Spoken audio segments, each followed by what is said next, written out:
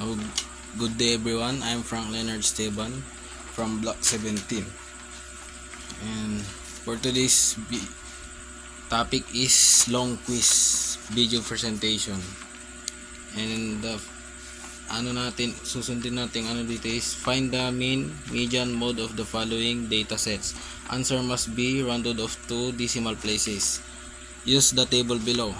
Kung nakikita nyo is may 1 to 5 tayo ditong tables, and may mean, median, and mode. So pag nakita nyo is may sagot na.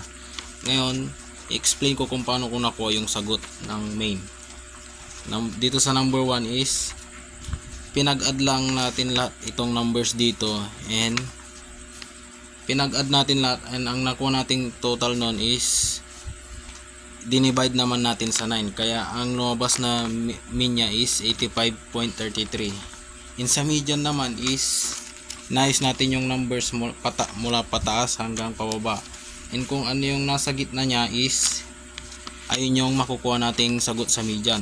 Yan o, nais natin kung ano yung nasa gitna, ayun 88 yung nasa gitna, kaya ang sagot natin sa median is 88.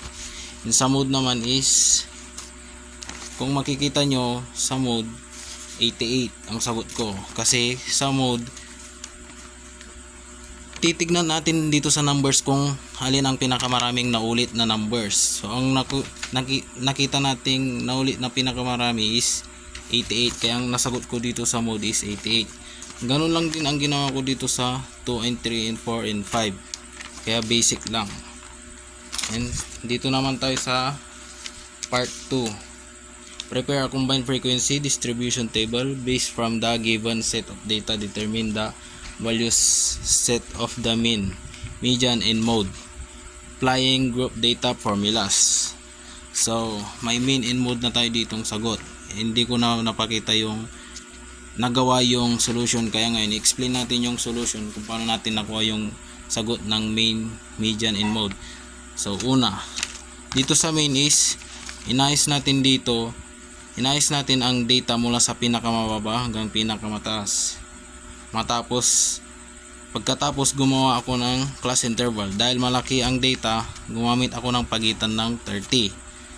Kaya ang sunod na ginawa ko is binilang natin kung ilang values ang napupunta sa bawat class. Ito ang frequency dito sa tables na to. So pagkatapos kinuha ko ang midpoint ng bawat class gamit ang formula. So upper limit plus and lower limit divided by 2 ang ginawa ko dito. And kung paano ko nakuha ang sagot dito sa main is minultiply ko ang midpoint sa frequency, and pagkatapos ko na multiply is inad ko lahat ng sagot na nakuha ko. Kaya pagkatapos nun hinati ko sa kabuuang bilang ng data, kaya ang nakuha kong sagot doon is ayan o, 259.87 ang sagot sa mean. And sa median naman, paano ko nakuha ang median? Una is hinati ko ang total frequency sa 2 para makuha ang median position. Tapos hinanap ko kung saang class ito napunta gamit ang cumulative frequency dito. And ang ginamit ko sa median ay formula, kaya nakuha ko ang sagot dito. Ang nakuha kong sagot dito is 264.50. Ganun ang ginawa ko dito sa median. In sa mode naman is, ang mode, hinanap ko ang class na may pinakamataas na frequency. Ito ang modal class. So pagkatapos kong kinuha ang modal